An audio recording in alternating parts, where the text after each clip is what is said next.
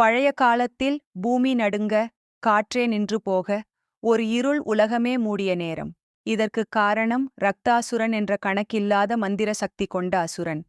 அவனுக்கு ஒரு அசிங்கமான வரம் இருந்தது. அவனை ஒரு பெண் சக்தி மட்டும்தான் அழிக்க முடியும். ஆனா, அந்த பெண் சக்தி வராக சக்தியை உடையவள் ஆவாளாம். இந்த வரம் கேட்ட பிறகு அசுரர்கள் சிரிச்சாங்க. அப்படி ஒரு பெண் சக்தியாவது இருக்கும், ஆனா பிரபஞ்சம் கேட்பதை கேட்டுவிடாது. அந்த இரவு உலகமே அமைதியில்லாமல் இருந்தது. பூமி மண்வாசனை கிளப்பும் அளவுக்கு நடுங்கி, வானம் சிவப்பாகி, வேதிய யாகத்தில் தெய்வீக அலை பரவியது. அந்த தருணத்தில்தான் ஒரு அதிசயம் நடந்தது.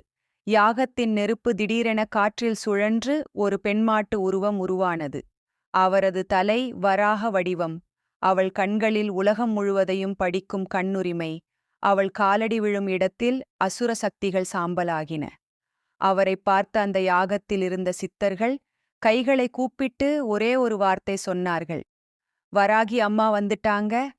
அசுரன் ரக்தாசுரன் வராகி அம்மன் வந்ததைக் கேட்டு பயந்தான்.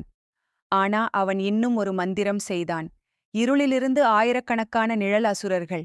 ஒவ்வொருத்தரும் ஒரு உயிருக்கு சமம். இருள், அது நான் சாப்பிடுற உணவு.